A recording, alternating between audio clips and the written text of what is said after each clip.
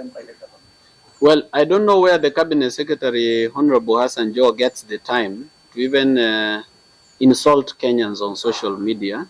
Because those Kenyans who are on social media, if he says that they are idle because leaders like him who are corrupt have made it impossible for those young people to get opportunities, so they have a lot of time to be on social media. Secondly, I don't think that his level of education and intellect is one that would want to argue with. Okay, we are definitely more informed than he is, so we'd like him to attend classes so that we just educate him a little bit about our country. For example, I can educate him that there is 8.7 trillion worth of niobium at Mrima Hill in Lunga Lunga constituency in Kwale County that he needs to safeguard.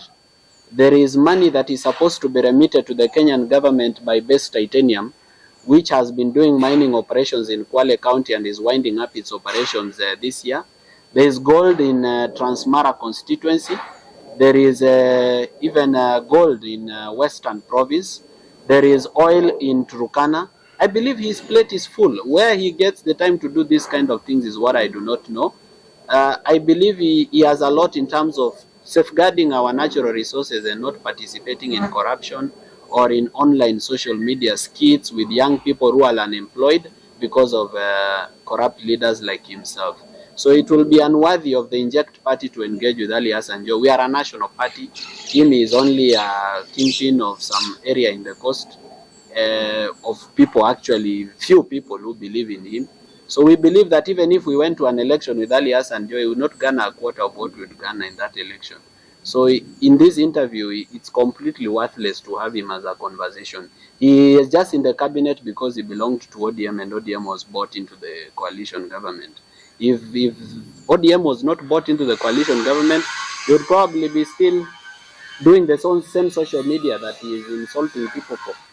Yeah, so Ali Hassan Joho should get his act together, and President William Ruto should prevent his ministers, cabinet secretaries like Ali Hassan Joho, from insulting Kenyans who are already angry and hungry from the collapsing economy. Should control them. Needs to be controlled. My last question. This one is in regards to a certain statement that was published yesterday in regards to one CEO of David Group of companies, Red Morara. The government of Kenya exempted him from taxes worth 11 billion Kenyan shillings, and their main reason for exempting him from paying taxes worth 11 billion Kenyan shillings is that they are trying to attract more investors into the country. What is your take on that, knowing that the president has been pushing it so hard for every Kenyan to be taxed? And also, my last question is, Inject Party really a registered party? Because according to the statement that was given yesterday, is that Inject Party has not yet been approved by the government of the Republic of Kenya as a party. So with regards to, those are two questions. Yeah. With regards to taxation, I believe one of my team members can answer. With regard to registration, I believe that falls in the docket of the Secretary General. So I don't know who will handle taxes. Sorry? Let me also someone.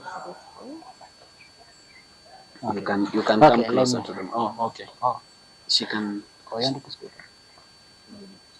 Okay, just go ahead.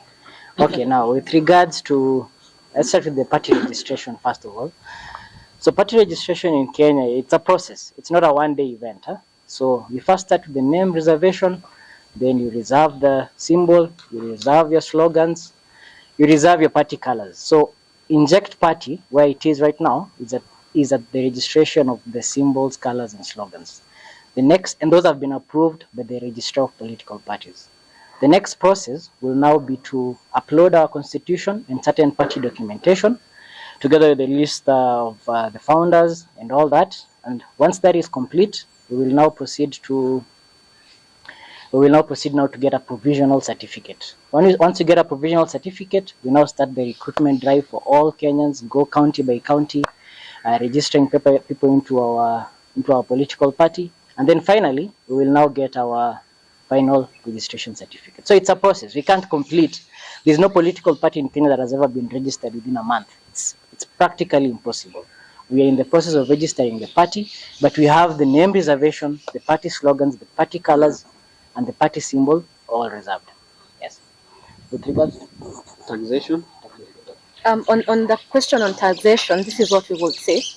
There are laws on how somebody can be exempted from tax obligations. So it really would be important for us to understand and to verify that the president, in making that decision to exempt that particular individual from tax obligation, that he followed the set regulations when it pertains to tax law. Yes.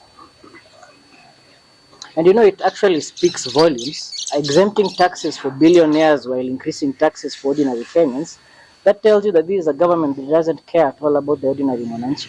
So it's alarming. The reasoning and the rationale behind it, of course, it will be all create jobs, but it's basically the classic move of the rich getting richer and the poor getting poorer.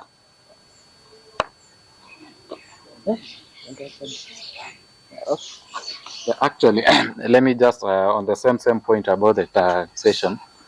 Sorry, I'm Wafula Nangacho. I'm the communications director of the Inject Movement and Party.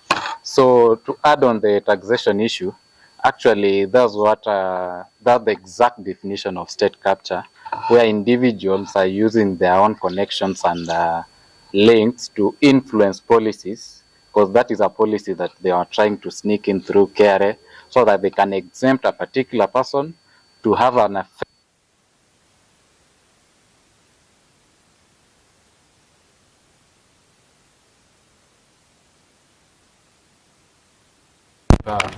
most of their policies and laws that they are bringing in.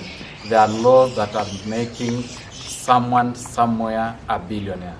When they come up with what we call a shift project or shisha or shia, what they are doing exactly is they are bringing a system that will bring a new set of people so that they can control the funds, and they are forcing people. Because I had the advisor, he's one of his advisors, Moses, but I don't know what he advises him. He said students will not be allowed to report to school when they have not been registered on the shift system.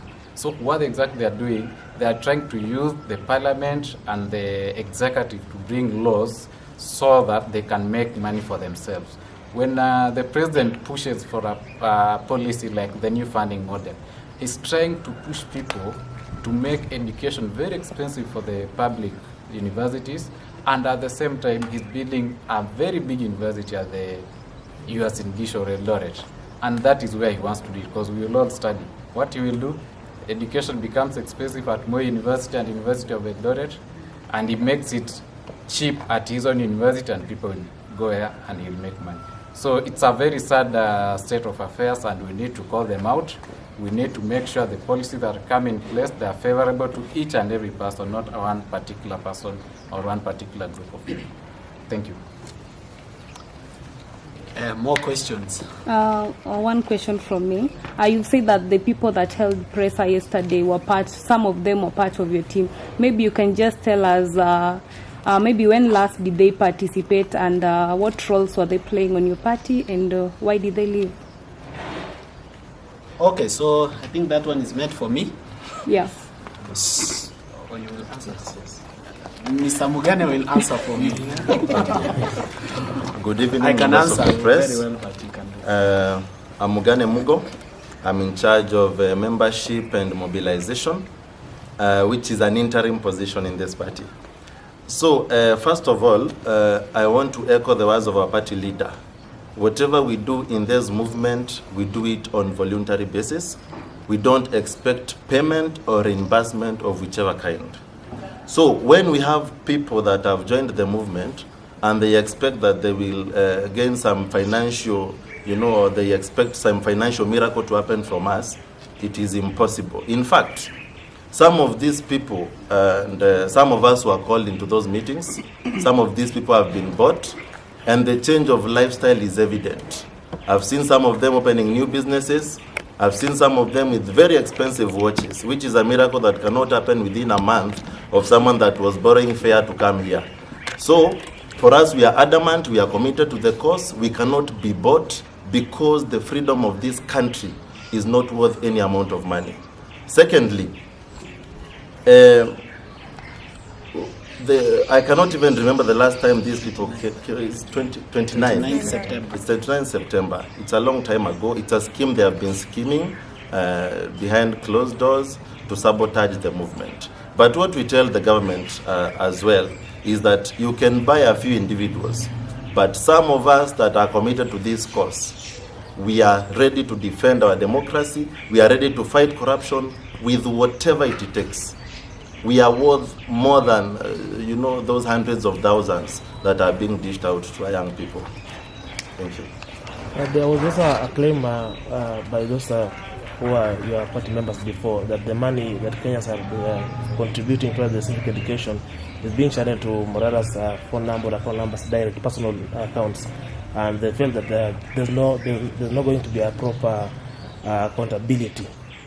So I think the party leader will answer that, but also to bring you up to speed, whatever happened in the last 6 or so months that the movement has been on, 3 months, he has published it in the social media.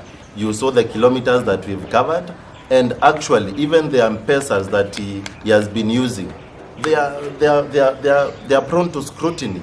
Anyone that wants those reports, as he said, can come here. And right now, the treasurer will handle that. There's a bank account that is in place, and it has the receipt.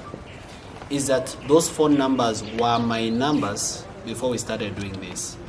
When we started, Kenya started donating to those numbers, I stopped using them for personal reasons, and now they were being used by the party. In fact, everybody here can say that they've had access to those phone numbers. In fact, even the messages you write to those phone numbers, Dalias has had, to read them, and then he briefs us on what is going on. So this is what happens. The reason we had to use a phone number to receive money is because, one, to avoid the con men. Because when they send the money and the person they know is Morara, and they see the name imeleta kwa M-Pesa Kebaso Morara, they develop a sense of trust. The second issue why we had to use those phone numbers is because we had a lot of support from the diaspora, which we still have to date. There are people who are in the US, who are in UK, who are in Germany, who support us and who support the movement to have fuel and to have security. So when they send, they usually use platforms like SendWave. Now on SendWave, you cannot send to a pay bill, and you cannot send to a till. You cannot send to a phone number. And that phone number has to be registered to an individual. Even if it is not Morara, it has to be someone else. So what we did is we created a 14-member team where 7 people come from Inject and 7 people come from the diaspora. So we have a team of 14 people, 7 who live outside Kenya and 7 who are here. And the 14-member committee, what it does is that they budget for money every month.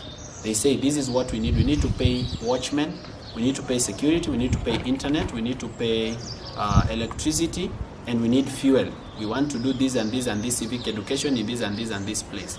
Once they do the budgeting, then the expenditure is not even done by me. By then, I'm not the one who usually pays.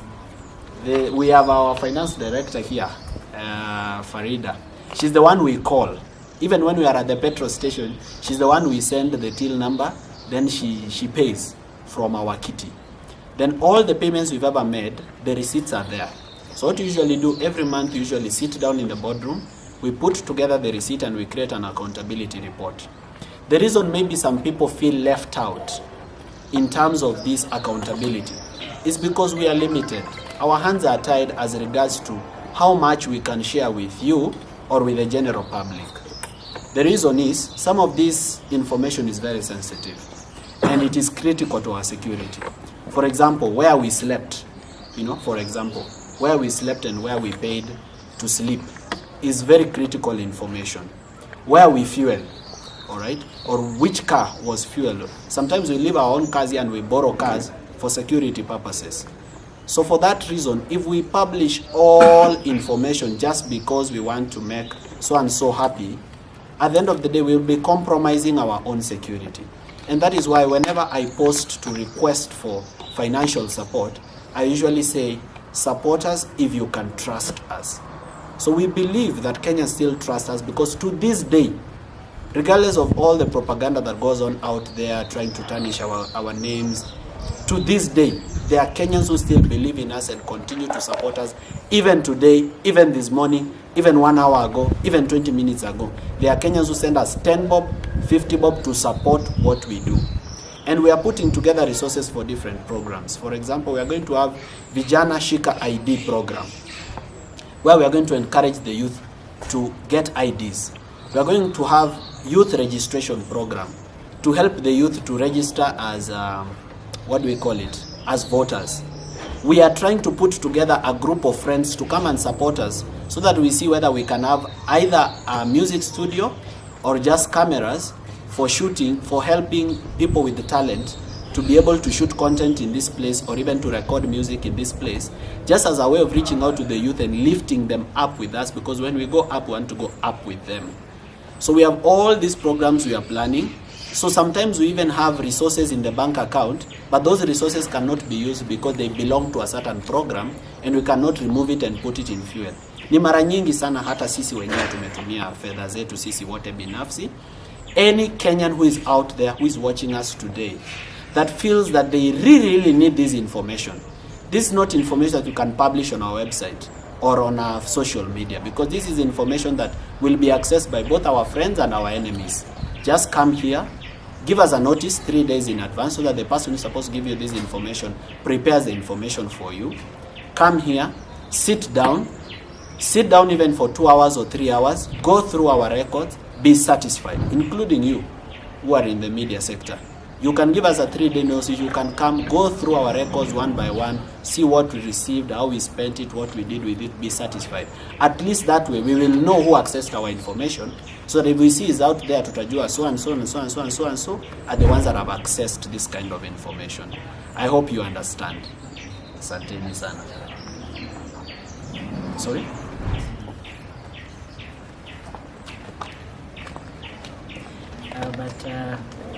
In addition to what he said, there's still accountability documentation and financial reports that's usually published by him in social media. So there's nothing to hide.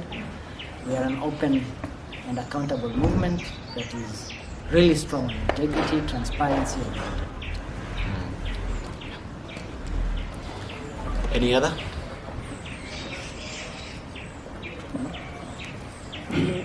Any other question? No question. Thank you so much.